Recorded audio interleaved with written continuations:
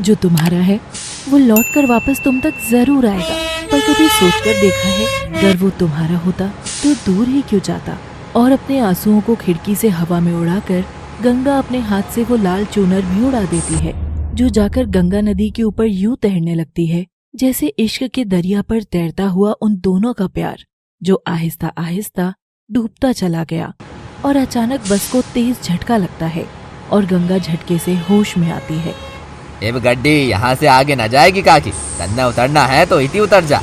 Conductor ने गंगा की ओर कड़क आवाज में कहा और वो सहमी सी अपने बाल कपड़े सब सही करके वहाँ से उतर जाती है और गांव की ओर चलने लगती है। आज न केवल इस बस ने मुझे यहाँ छोड़ा है, बल्कि वो भी मुझसे छूट गया है। जिंदगी छूटने का सिलसिला क्यों है? एक दिन हम सब एक दूसरे से छूट जाएंगे। अभी मैं जिस रास्ते पर चल रही हूँ ये भी मेरे साथ नहीं चलेगा। जैसे जैसे कदम आगे उठाऊंगी वैसे वैसे रास्ता मुझसे पीछे छूटकर पीछे रहता चला जाएगा। गंगा अपने मन के भावों और सीने को थामे घर की दहलीज पर चढ़ ही रही थी कि तभी उसकी माँ वसुधा उसके सामने आ खड़ी होती है। कहाँ से आ रही है तू? वो माँ पास के गांव गई हुई थी, वहीं से लौट कर आ रही हूँ। चुनरी कहाँ है तेरी? सीना पेना ढके कैसे लौटी है तू? तेरे बापू देख लेंगे तो तेरी टांगे तोड़ देंगे। तू तो जानती ही है कि घर में पहले से ही। वसुधा आगे कुछ बोलती कि तभी उसके पति संजीव के खरखराने की आवाज उसके कानों में पड़ती है और वो चुप होकर गंगा को अंदर जाने का इशारा करती है। लो जी, आ गए आप। गंगा भी अभी अभी आई है। क्या? गंगा अभी अभी आई है? मगर कहाँ है? कहाँ गई थी तू गंगा? आजकल तेरा बाहर घूमना फिरना कुछ ज्यादा ही नहीं हो रहा है। वो बाबू, मैं बस पास के ही गाँव। ये पास के गांव में तेरा आजकल ज्यादा ही जाना फिरना नहीं लग रहा है, वो भी लगातार। क्या बात है? कोई यार कर लिया क्या वहाँ, जब उसके बिना रहा नहीं जा रहा? संजीव का अपनी ही बेटी से ऐसी बेशर्मी वाली भाषा में बात करना गंगा को बहुत खराब लगता है, लेकिन वसुधा आग को शांत करने की बजाय मिट्टी की तेल की तरह उसे और अधिक भड़काने लगी। मैं तो कह ही रही थी कि जवान छोकरी और सेठ के यहाँ नौकरी दोनों एक ही वक्त के बाद छाती का बोझ बनने लग जाती हैं जी। पर मुझको तो अपनी बिटिया पर विश्वास है कि वो तो कुछ गलत कहाँ ही करेगी।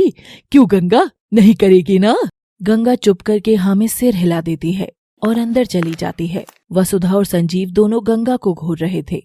इसकी चाल कुछ अजीब नहीं लग रही? आखिर माजरा क्या है? गंगा अपने कमरे की खिड़की पर बैठकर चलती हुई ट्रेन की आवाज सुनती है और पास रखी डायरी पेन उठा लेती है और लिखने लगती है। पटरी की तरह कांप रही मेरी धड़कन। याद है इसे जब पहली बार तुमने मुझे छुआ था?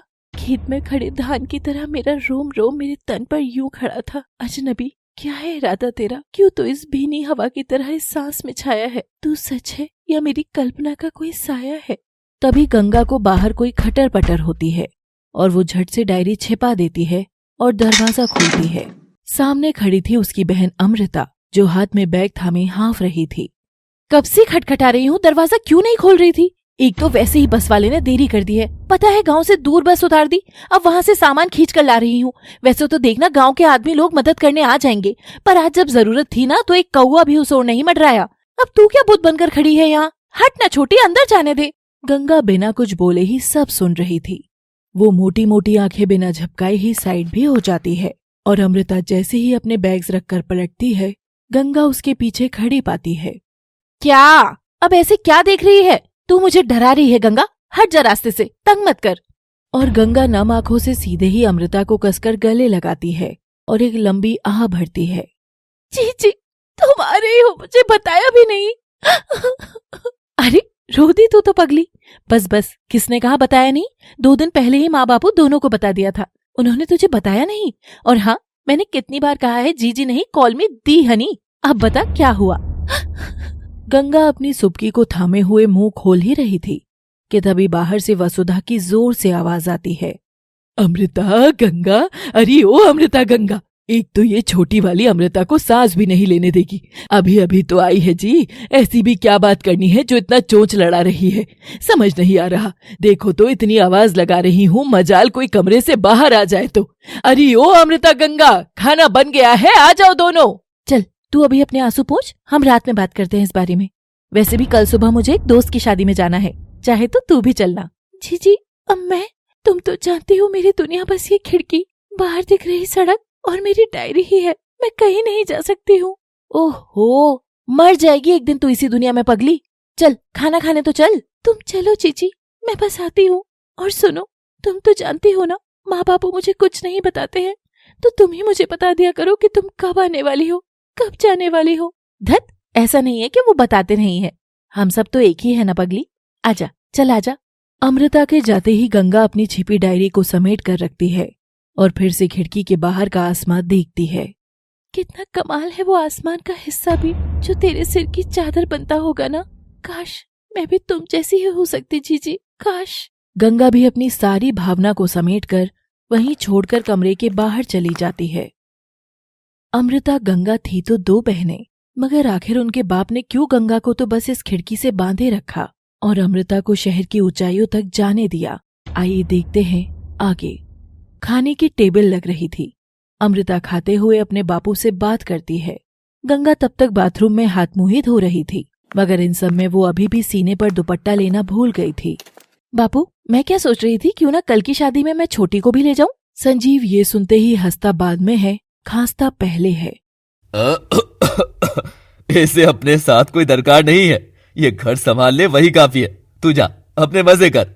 वॉट मजे बापू, जाने दो ना। सोचो, हम दोनों बहनें साथ कितना मजा कर सकते हैं। वैसे भी बेचारी घर से कमरा, कमरे की खिड़की तक यहीं तो रहती है, कभी तो और कुछ भी देखे।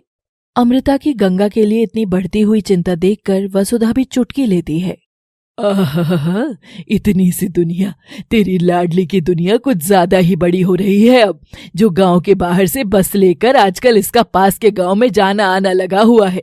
पूछ तो वहाँ क्या बसता है इसका, कौन यार कर रखा है, पूछ तो। और आज तो सीने से। अब वसुधा अपनी बोली धीमे कर लेती है। सीने से क्या? बोलो भी, क्या बोलो अमृता की माँ, क्या कांड किया जिसने? ए जी, आपके आगे क्या बोलूं, अब आप बाप रह गए। आज ये घर बिना दुपट्टे के लौटी थी। बस संजीव ने इतना ही सुना और उसकी आंखें लाल होकर चढ़ने लगती हैं। गंगा हाथ धोकर बाहर आकर सब माजरा अपनी आंखों से देखकर अब बात बढ़ने से थोड़ा डर रही थी। हमारे घर की इज्जत को कहीं छोड़कर सीधे ये बिना दुपट्टे के आ गई है। वसुधा, मेरी छड़ी कहाँ है? आज बहुत दिनों बाद इसे लाड करूंगा, तब जाकर इसकी अकल ठिकाने आएगी। और वसुधा संजीव के हाथ में छड़ी दे देती है और संजीव छड़ी को गंगा के ऊपर उठा ही रहा था कि तभी, ठहरो बापू, बस भी करो, आप इतनी बड़ी गंगा को छड़ी से मारोगे, हटो यहाँ से।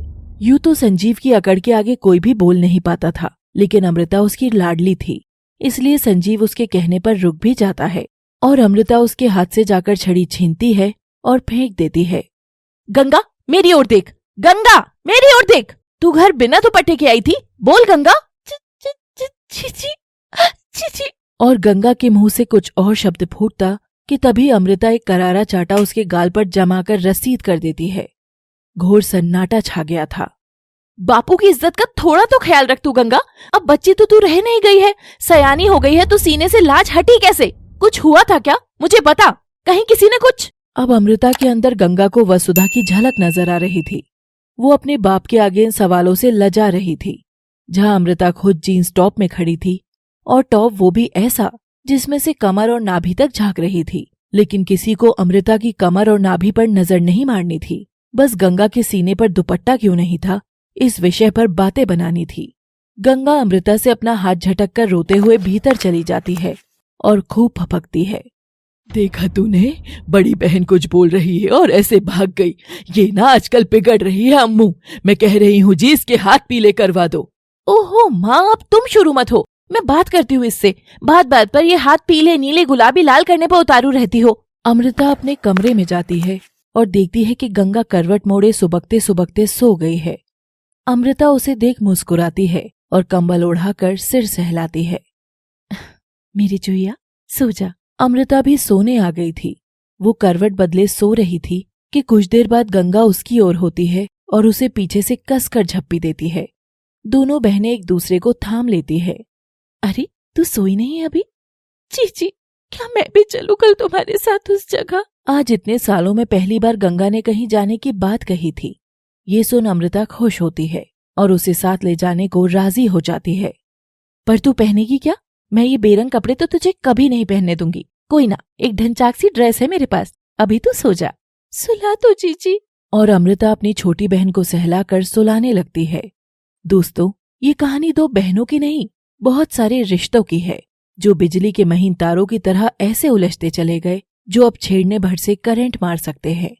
अब कल अमृता गंगा के साथ क्या होने वाला है ये तो हम आगे ही जानेंगे, पर मुझे लगा हमारे दोस्त इतना इंतजार करने लगे हैं तो मैं अब से आपको अगले भाग की एक झलकी यहीं दे दिया करूं। कैसा लगा मेरा विचार तो देखिए। ओहो बनो तेरा स्वैगर लागे सेक्सी, पर सेक्सी तो मैं हूँ। अरे देखो देखो ये बेहोश हो गई है, देखो उधर अमृता तेरी बहन बेहोश पड़ी है। अमृता दौड़कर देखती है तो गंगा फर्श पर बेहोश हालत में पड़ी थी। अब देखिए आखिर क्या कहानी है अमृता गंगा की और कैसे होगा सफर शुरू बिन ब्याही माँ का। दोस्तों ये नई कहानी भी नए रंग की होगी, प्लीज प्यार देना हक से मांग रही हूँ और लगातार देखते रहिए love city. Thanks for watching. Please do like share subscribe and comment. Ganga ने अपनी बहन अमृता के साथ उस फंक्शन में जाने का फैसला तो कर लिया था, लेकिन उसके घर की बेड़ियां उसे घर से निकलने की इजाजत नहीं दे रही थी।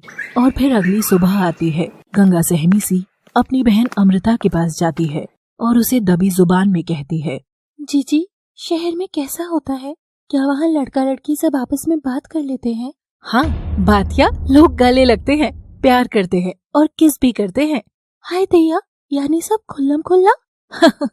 नहीं खुल्लम खुल्ला तो नहीं, लेकिन ऐसे शर्म करके टाइम वेस्ट नहीं करते। बस कोई पसंद आ गया तो उसके साथ टाइम बिताना और फिर क्लोज आना, ये सब नॉर्मल है रे पागल।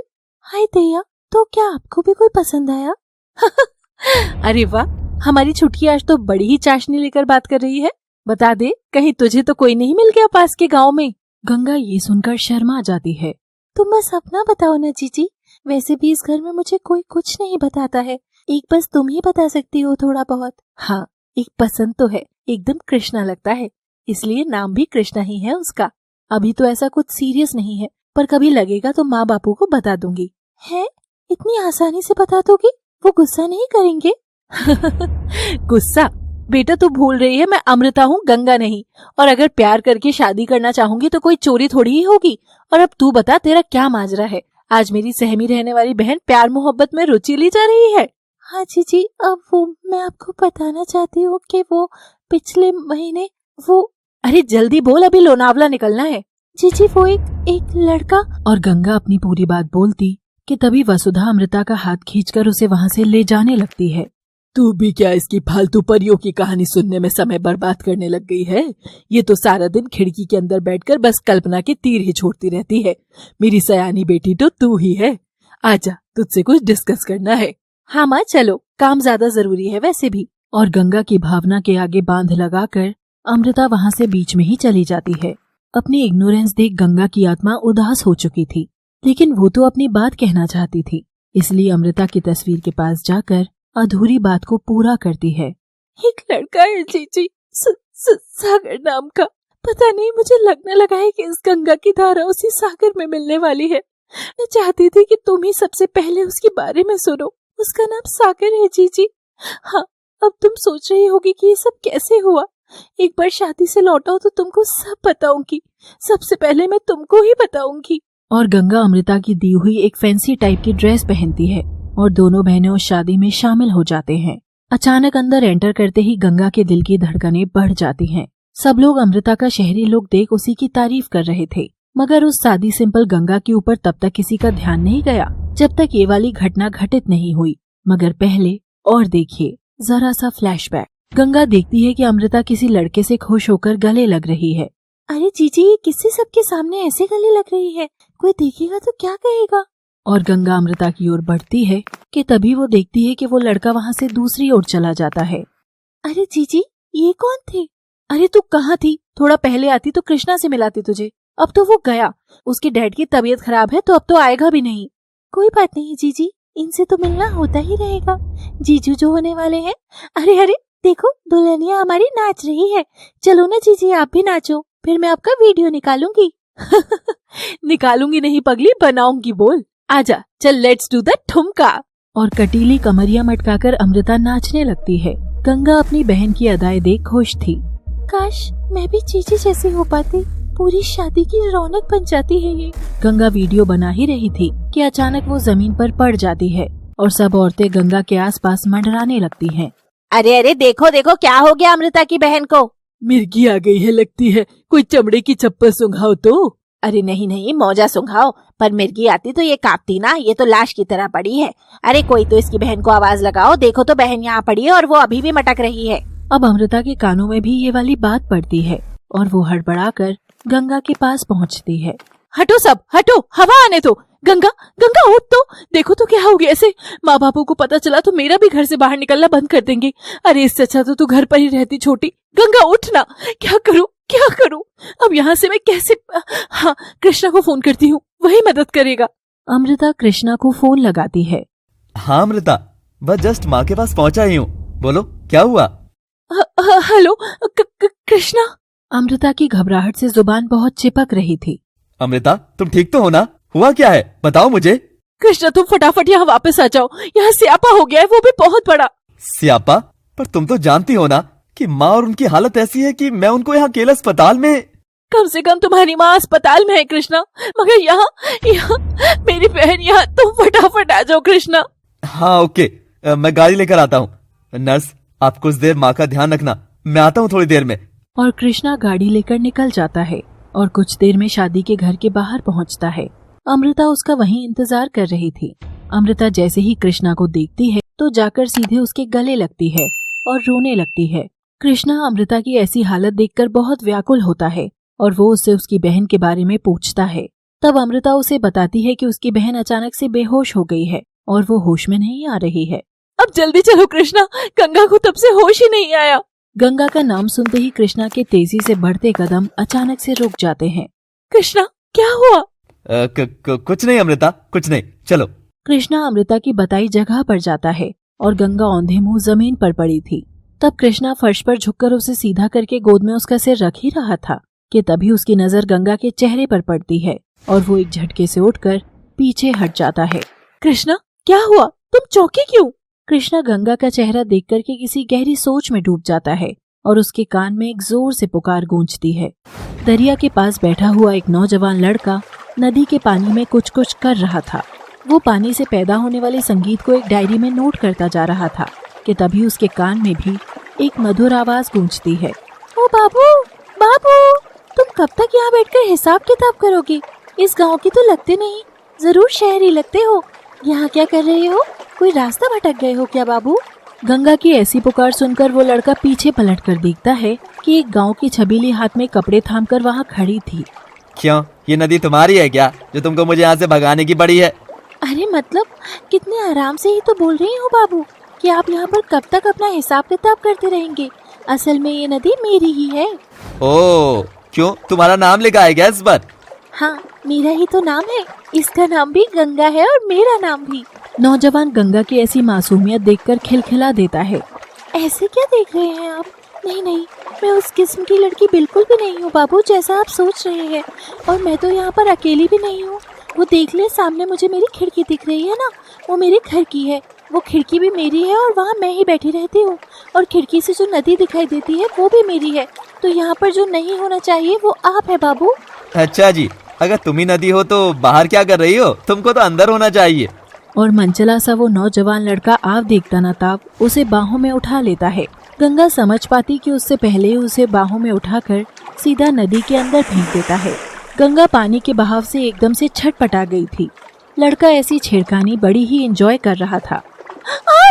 बचाओ बचाओ, पानी का बहाव बहुत तेज है, बचाओ। तभी लड़के को लगता है कि उसने ऐसा करके गंगा की जान खतरे में तो नहीं डाल दी और वो घबराकर अपनी शर्ट निकालता है और वो खुद भी गंगा के अंदर कूद जाता है। अब वो एक पराया लड़का और पानी से भीगी हुई पवित्र गंगा दोनों एक ही नदी के अंदर थे। गंगा घबराकर उसे थाम लेती है। आपने कुछ पहना क्यों नहीं है और आप ऐसे कैसे पानी में कूद गए? वो देखेगा तो क्या सोचेगा? बाबू ये गांव है, यहाँ जनाना और मर्दों का एक ही जगह भीगने का मतलब समझते हो ना तुम? नौजवान गंगा की बात पर चुटकी लेकर उसके और करीब आ जाता है और उसे कमर से जकड़ लेता है। गंगा की सांसें गर्म हो रही थी। हाय भैया, माँ बाबू के आने का समय है और ये आप ये क्या कर रहे हो आप? और लड़का कमर से हाथ फेरते हुए गंगा की चुनरी वहाँ से निकालकर उसके कांधे पर डालता है। तुम बीमार ना हो जाओ तो बस चूनर दे रहा था। पर तुम गंगा में क्यों कूदे? क्यों, क्या गंगा ही सागर में मिल सकती है? क्या सागर गंगा तक नहीं आ सकता? मैं वही सागर हूँ जो गंगा में डूबने को तलाश करता रहता हूँ। लड़का अपना नाम गंगा को सागर बताता है। सागर की ऐसी मदहोश करने वाली प्यार मोहब्बत वाली बात गंगा को कुछ अलग सा महसूस कराने लगती है। आज से पहले गंगा ने कभी किसी लड़के से इतनी नजदीकी महसूस नहीं करी थी और वो घबरा करके सीधे नदी के बाहर आ जाती है। अरे रुको, कहाँ जा रही हो? पर गंगा हाँफते हुए वहाँ से चली जाती है और पलटकर देखती तक नहीं है। गंगा, ओ गंगा, तू चली है कहाँ मुझे छोड़ के?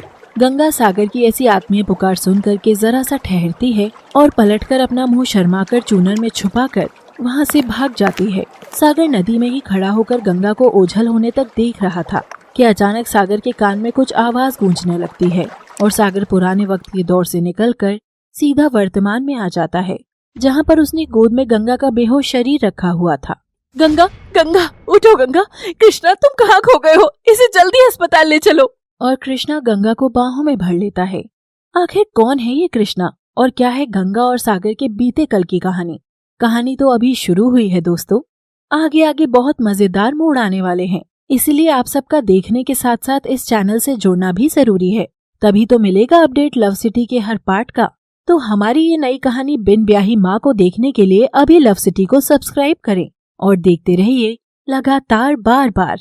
Thanks for watching. Please do like, share, comment your views and ideas also. Best comment will get my reply.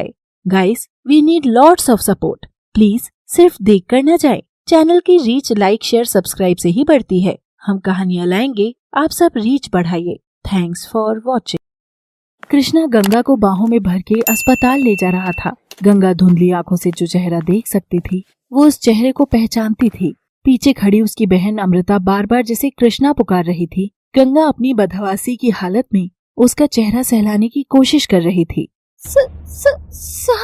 हाँ गंगा, गंगा उठो। गंगा, कृष्णा क्या हुआ इसे? तुम फिक्र मत करो हनी, सब ठीक होगा, बस अस्पताल आने वाला है।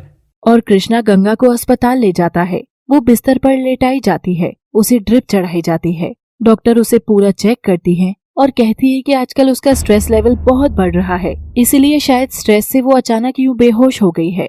ओह, मेरी तो जान ही निकल गई थी। और तो कोई डरने की बात नहीं है ना डॉक्टर? पर डॉक्टर सब ठीक बताती है तो ये देख अमृता की जान में जान आती है। तभी वो देखती है कि कृष्णा एक कोने में चुपचाप खड़ा था। अरे तुम इधर आओ ना, देखो मेरी बहन को होश आने ही वाला होगा। उसे भी तो मिलाऊं मैं कि आखिर किसने उसकी मदद करी है। वैसे भी वो कल तुम्हारे बारे में ही पूछ रही थी। मेरे बारे में? मगर क्या? मैं तो इसे जानता तक नहीं हूँ, तो मेरे बारे में क्या पूछ रही थी? अरे तुम इतना पैनिक क्यों कर रहे हो? अरे बाबा, तुम्हारे बारे में यानी अपनी जीजी के बॉयफ्रेंड के बारे में जानना था उसे, इसलिए मैंने भी बता दिया उसे तुम्हारे बारे में।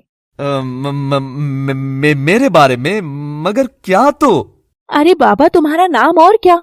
कि हाँ, एक लड़का है कृष्णा जो नाम की तरह छलिया है, और तेरी दीदी का दिल जिसने छल लिया। पर पता नहीं तब वो बता तो रही थी कि उसे भी कोई मिला या ऐसा कुछ। जबकि कृष्णा, तुम्हें बताओ मेरी छोटी की जिंदगी क्या है। इसका एक कमरा है, उस कमरे में एक खिड़की है और खिड़की से बाहर दिखती एक नदी है। बस, ना ये कहीं आती है न जाती है। ऐसे में तो स्ट्रेस ही होगा ना। इसे होश में आने दो, इसकी तो मैं खबर लेती हूँ।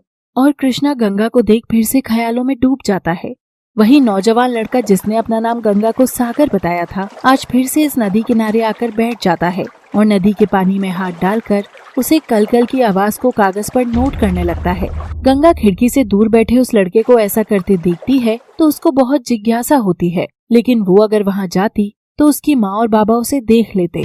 आखिर घर के सामने कोई भी शरीफ लड़की किसी लड़के के साथ कैसे बैठ सकती है? कल तो गंगा की किस्मत अच्छी थी जो उसे पानी में लड़के के साथ डुबकी लगाते हुए किसी ने देखा नहीं था।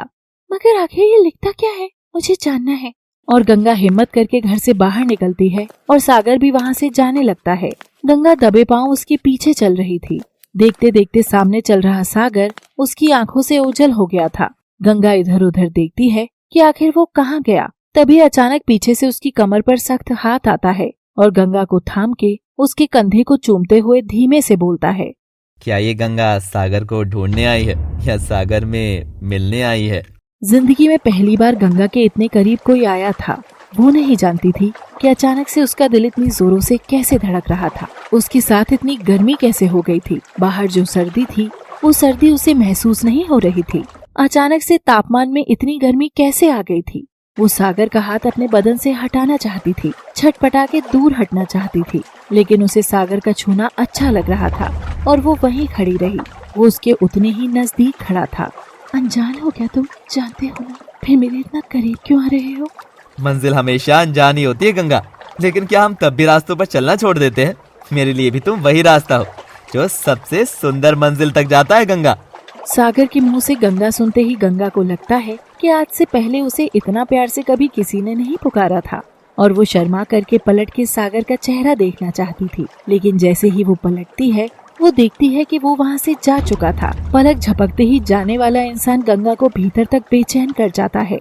आज से पहले खिड़की से बाहर दिखने वाली दुनिया ने गंगा को कभी आकर्षित नहीं किया, लेकिन सागर का यूं आना और आकर चले जाना गंगा को भीतर तक बेचैन कर देता है। सागर। वो मायूस होकर घर लौटती है, क्योंकि अभी भी उसको अपने सवालों के जवाब नहीं मिले थे, और वो खिड़की पर बैठती है और फिर से अपनी डायरी लेकर उस पर वो सब लिखना चाहती थी कि कैसे सागर के छूने से उसके अंदर से सिमट रही सूखी नदियों की धारा अब एक एक करके बहने लगी थी। तूने छुआ तो यूं लगा जैसे आज पहली बार मेरा दिल धड़का हो। तूने छुआ तो यूं लगा कि इस गंगा का भी किसी से मिलन लिखा हो। ए अजनबी, कौन हो तुम? क्यों हो तुम? मेरी तड़प हो या मेरी अधूरी प्यास हो तुम? जो भी कुछ हो तुम, मेरी जिंदगी के खोई सरगम हो तुम, मेरी जिंदगी का अनछुआ एहसास हो तुम। ए अजनबी, कौन हो तुम? क्या हो तुम, मेरे सागर? और गंगा अपनी डायरी को चेहरे पर रखे रखे बिस्तर पर जाकर सो जाती है। वो खुश थी कि आज इतनी लंबी जिंदगी में पहली बार गंगा को अपनी खुद की अहमियत पर विश्वास हुआ था। लेकिन वो नहीं जानती थी कि कुछ एहसास की उम्र बड़ी छोटी होती है और अगली सुबह होती है। उसकी माँ वसुधा बिना दरवाजा खटखटाए सीधा उसके कमरे में आ धमकती है और उसके चेहरे पर रखी डायरी को घूर कर देखती है। गंगा तो अपनी नींद के आगोश में सो रही थी और वसुधा ने उसकी डायरी उठा ली। अजनबी, कौन हो तुम? क्या हो तुम? ओहो, तो महारानी इश्क फरमान चल रहा है। ए लड़की, पढ़ाई लिखाई में तो तेरा कुछ हुआ नहीं। उठ उठ और आशिकी करेगी तू? हैं? बता, किससे नैन मटक्के कर रही है तू? नहीं तो तेरे बापू ही तेरी खबर लेंगे। वसुधा ने उस पूरे फरमान को नहीं पढ़ा, वरना वो जान जाती कि गंगा ने इसमें सागर का नाम भी छुपाया हुआ था। गंगा अपनी माँ की कड़कती आवाज को सुनकर के घबराते हुए उठती है और देखती है कि डायरी उसकी माँ के हाथ में है। गंगा समझ गई थी कि अब उसकी शामत आ चुकी है। वो माँ, मैं बस कुछ अच्छा लिखना चाह रही थी। क्यों? अपने आप को तो बड़का लेखन समझने लग गई है।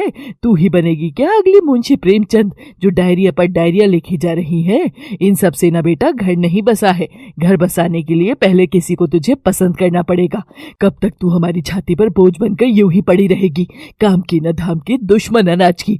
तेरी तो इस डायरी का चक्कर मैं खत्म ही कर देती हूँ।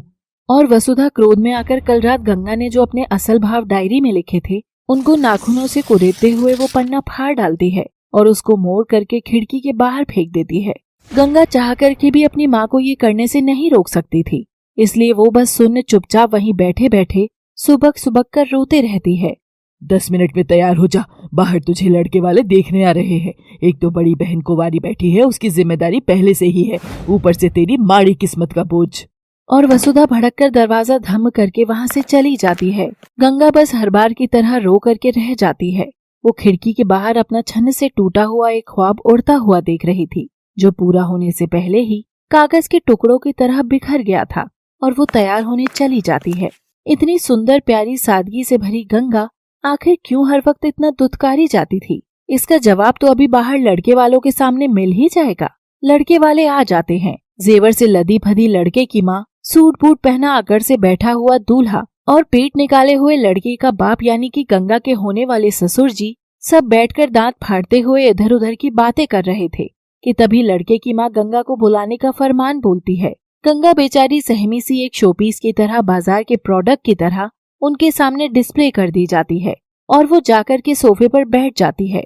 जो वसुधा गंगा की बुराई करती थी, अब वही वसुधा लड़के वालों के सामने गंगा की झूठी तारीफों के पुल बांधने लगती है। असल में गंगा तारीफ के काबिल थी, लेकिन वसुधा जो भी बातें अभी बोल रही थी गंगा वैसी थी ही नहीं।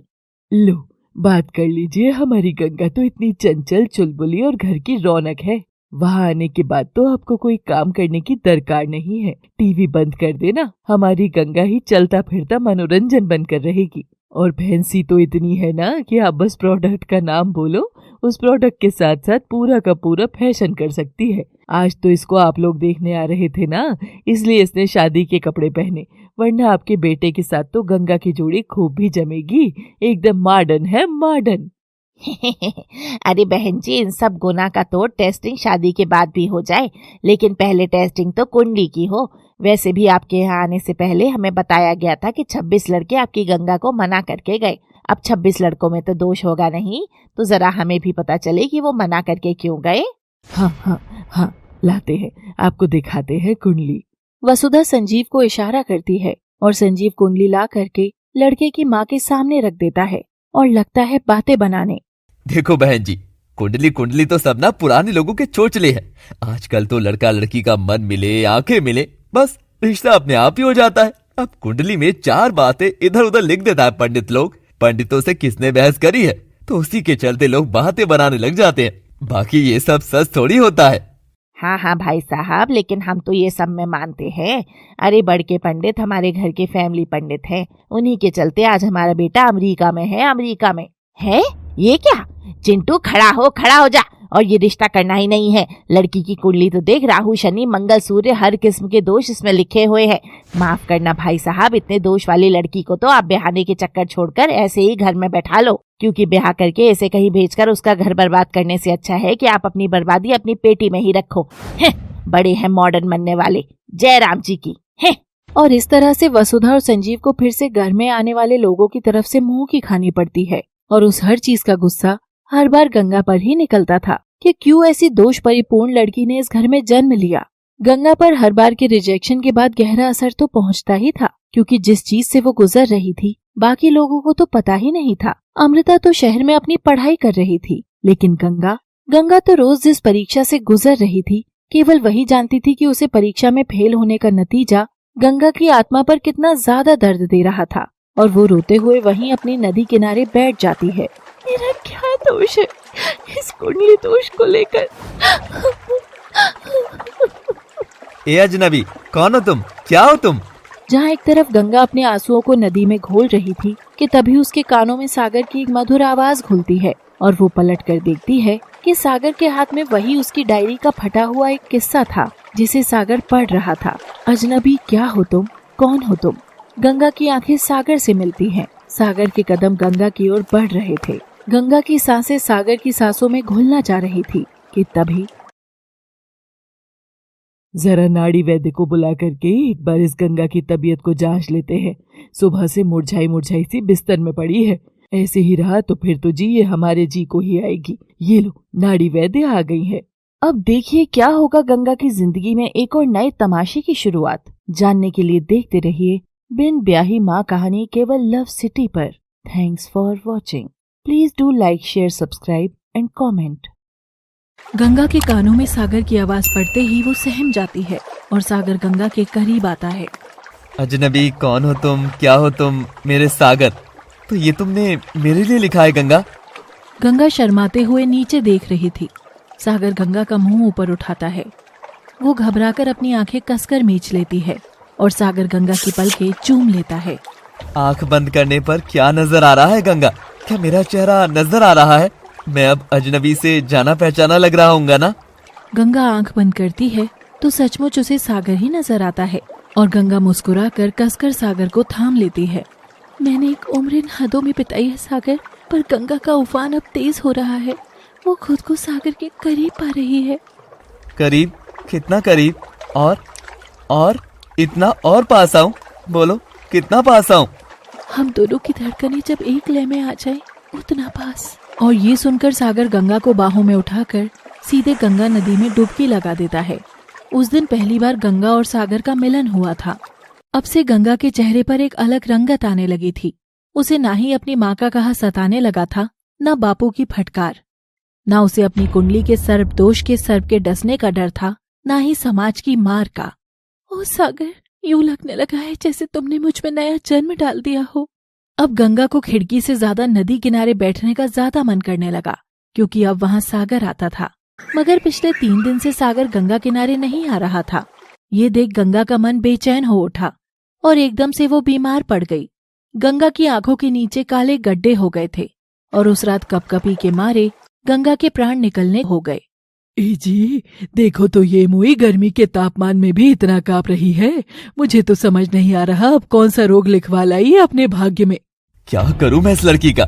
ऐसी है, किसी से सब छिपाकर ब्याह भी कराऊं तो वहां जाकर हमारे माथे पर कलंक लगवाएगी कि माँ बाप ने कुछ सिखाया नहीं, कुछ बताया नहीं, और फिर इसका बोरिया बिस्तर पैक करके फेंक जाएंगे वापस।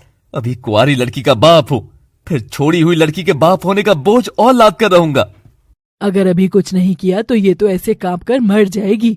ओह देखो जी, पूरा शरीर नीला पड़ गया है इसका। और दोनों जने फिर से गांव के नाड़ी वैद्य को बुलाते हैं।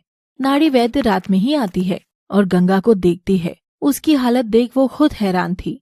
हैरानी की बात ये है कि 20 साल की लड़की को आखिर किस गम ने घेरा है? क्या हुआ वैद्य जी, ऐसी क्या बात हो गई? गंगा को किसी बात का गहरा सदमा लगा है, जिस वजह से उसने अपनी सभी नाड़ियों को ढीला छोड़ दिया है और इसका दिमाग से कनेक्शन कटने के कारण गंगा टेम्परेरी कोमा में चली गई है। वसुधा और संजीव जब ये बात सुनते हैं तो उनके पांव तले जमीन खिसक जाती है। कोमा? पर सुबह तक तो भली चंगी थी ये। हाँ, मैं वही कह रही हूँ कि ये स्थिति टेम्परेरी है। इसमें गंगा को कभी भी होश आ सकता है, लेकिन उसने अपने जहन को उठने से इनकार कर दिया है, इसलिए इसका शरीर एकदम ठंडा पड़ चुका है।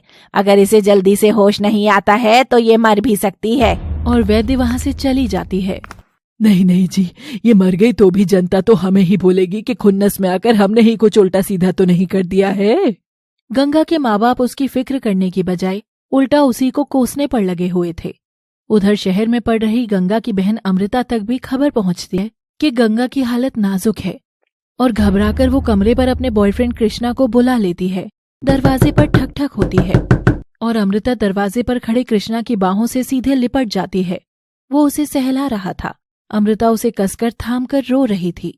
मुझे घर जाना होगा कृष्णा, तुम अभी अभी घर से लौटे हो और मैं तुमको छोड़कर जा रही हूँ। मुझे अच्छा नहीं लग रहा, पर मेरी बहन की तबीयत बहुत खराब है। अमृता जिस कृष्णा को ये सब कहानी बता रही थी वो तो जानती भी नहीं थी कि यही कृष्णा जब गायब था तो गंगा की जिंदगी का सागर बनकर उसमें घुल रहा था। ना ही कृष्णा ये बात जानता था कि जिस लड़की के साथ अभी वो इश्क लड़ा रहा है गंगा उसी की बहन है। और कृष्णा अमृता को गले लगाता लगाता उसके साथ हम बिस्तर होने लगता है।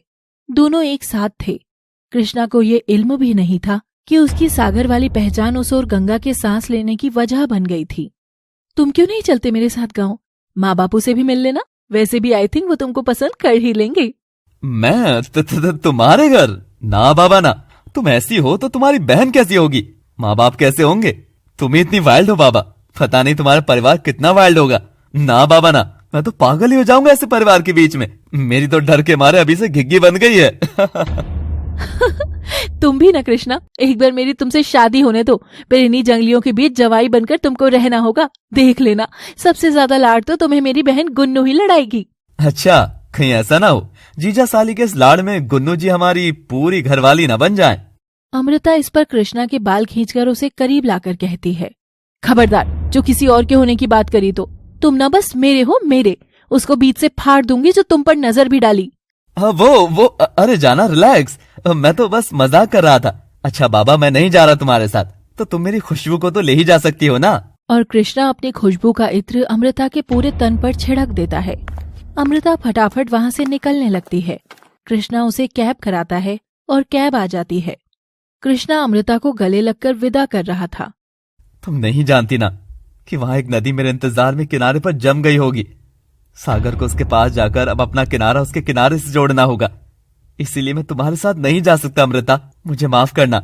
राइट कृष्णा, सागर के नाम से सर ओटीपी दीजिए। और कृष्णा अमृता को रवाना करके मुस्कुराता है। कृष्णा सागर, हाँ, ये नाम कितनों के दिल तोड़ेगा। उफ, अरे ऐसे क्या देख रहे हो आप सब? कृष्ण जी के पास भी बहुत सारी गोपियां थी ना, तो इस कृष्णा से आपको क्या शिकायत है? थोड़ा छलिया तो मैं भी बन सकता हूँ ना। तो गंगा, मैं लौट रहा हूँ तुम्हारे पास। इस बार इस सागर को तुम में समाने से कोई नहीं रोक सकेगा, खुद तुम भी नहीं।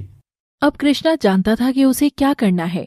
उधर अमृता मूर्छित पड़ी गंगा के पास पहुंच गई थी। वो बेहोश पड़ी गंगा के सिरहाने बैठकर उसका सिर सहलाती है। जैसे ही प्यार से गंगा के सिर पर हाथ आता है, गंगा की आंख से आंसू बहने लगता है और उसकी नाक में वही खुशबू प्रवेश करती है जो सागर की थी। गुन्नू, गुनगुन, गंगा, उठना, छोटी देख तो दीदी आ गई है, उठ जा। गंगा की धीमी हो चुकी सांसें अब तेज हो गई थी और वो महकने लगी थी। वो नहीं जानती थी कि ये खुशबू अमृता में से आ रही थी और अचानक से गंगा कोमा से बाहर आ जाती है। गंगा उठ गई, माँ बापू देखो तो गंगा को होश आ गया। है? होश आ गया? ऐसे अचानक से कैसे होश आ गया है? अरे ओ महारानी, उठ गई तुम? अब उठ गई हो तो जरा देखो, बीते दिनों में हम सबका कितना बीपी हाई की हो तुम। नाटक करवा लो बस मैडम से। लेकिन गंगा को इन सब की परवाह नहीं थी। वो तो बस उस खुशबू को ढूंढते हुए आगे बढ़ना चाहती थी। वो अमृता की ओर देखकर मुस्कुराती है। जाओ चीची, शहर लौट जाओ, मैं जिंदा बच गई हूँ। माँ बापू को दुख तो हुआ होगा, पर तुम पढ़ लिख कर कुछ बढ़िया करोगी तो मेरे जिंदा बचे रहने के अफसोस से ज्यादा खुशी उनको तुम्हारे सफल रहने पर होगी। ये कहकर गंगा लड़खड़ाते कदमों को धीमे धीमे उठाकर निकल पड़ती है अपने सागर की तलाश में। उधर अमृता गंगा का बर्ताव बिल्कुल भी नहीं समझ पा रही थी। गंगा नदी किनारे पहुंचकर रुकना चाह रही थी, लेकिन दुखती टांगे अचानक इस तरह कांपी कि उसका पांव नदी के भीतर फिसल ही गया था कि तभी गहरी खुशबू वाली एक हवा गंगा के बदन को जाकर छूती है और अचानक से उसकी कमर में सागर का हाथ आ लिपटता है और गंगा को गिरने से बचा लेता है। सागर की छुअन एकदम से गंगा में नया जीवन डाल देती है और वो पलटकर सागर का चेहरा आंखों में भरते हुए आंसू बाहर निकाल देती है। कहाँ चले गए थे तुम? कहाँ बुरे हो तुम, बाकी सबकी तरह बुरे। जैसे ही मुझे तुम्हारे होने की आदत लगी तो मुझे छोड़कर चले गए थे। बुरे हो तुम। गंगा सागर के सीने पर नाराजगी वाले थप्पड़ मार रही थी और सागर मुस्कुराते हुए उसे लाड़ कर रहा था। और मारते मारते गंगा एकदम से रुक सागर का चेहरा हाथों में थामकर उसको सिर से लेकर गालों तक चूमती चली जाती है। दोबारा गायब होने से पहले इस गंगा को खुद में मिलाकर साथ ले जाना, वरना इसके किनारे पहले से ही सूखे हैं। बस तलहटी में जमी इश्क की बूंद मुझे जिंदा किए हुए है, जिसे बस तुम तृप्त करते हो सागर। मुझे दोबारा कभी छोड़कर मत जाना, कभी नहीं। सागर गंगा को कसकर सीने से थामता है और उसे चूमते हुए दोबारा ना जाने का वादा करता है। उधर खिड़की से अमृता गंगा को किसी लड़के से गले लगते हुए देख लेती है और वो बिना किसी को बताए दबे पांव उस ओर जाने लगती है। सागर की पीठ अमृता की ओर थी, मगर दबी आंखों से गंगा अमृता को उसकी ओर आते देख लेती है। सागर, मेरी बहन इस ओर आ रही है, तुमको यहाँ से जाना होगा। चलो जल्दी जाओ, कोई तुम्हें देखकर तुम्हारे साथ गलत करे उससे पहले जाओ। एक शर्त पर जाऊंगा, अगर तुम मुझ में घुलने को हाँ बोलोगी तो। हाँ है, मैं बस तुम्हारी ही हूँ, जैसे चाहे वैसे खुद में मिला लेना, बस अभी जाओ। सागर गंगा के कान में फिर से कुछ कहता है और वहाँ से झट से निकल जाता है। ना अमृता ने सागर को देखा था, ना सागर ने अमृता को। गंगा, कौन था वो लड़का? गंगा इस सवाल से घबराती है और कुछ बोलने से पहले ही बेहोश हो जाती है। अमृता ये देख अपना सिर पीट उसे बिस्तर पर लेटाती है और फिर से सब उसे पुकारने लगते हैं। गंगा, उठो ना, देखो ना माँ बापू, शादी में ही इसकी तबीयत खराब हो गई थी। मुझे देखने दो, इसकी नाड़ी तो बहुत धीमे है। आप जरा बाहर जाना गंगा के बापू, यहाँ बस औरतें ही रहें तो ठीक रहेगा। और कृष्णा और संजीव दोनों ही कमरे के बाहर चले जाते हैं और वैद्य नाड़ियां चेक करती है, पेट चेक करती है और अमृता और वसुधा की ओर सुन्न होकर देखती है। आपकी बेटी माँ बनने वाली है। वैद्य की आवाज कमरे के बाहर तक जाती है, जो कृष्णा और संजीव भी सुन लेते हैं। वसुधा वहीं अपना माथा पकड़कर बैठ जाती है। अब देखिए सच का ये खुलासा क्या कर देगा गंगा की जिंदगी को तबाह। इस सच के बाद अब क्या होगी गंगा की किस्मत। गंगा जो निकली थी मिलने सागर से, वो अब मैली हो गई है। इस सच के बाद क्या गंगा को उसके घर वाले बख्श देंगे? सवाल कई, जवाब यही। तो देखते रहिए बिन ब्याही माँ कहानी, केवल लव सिटी पर। Thanks for watching. Please do like, share, subscribe and comment must please.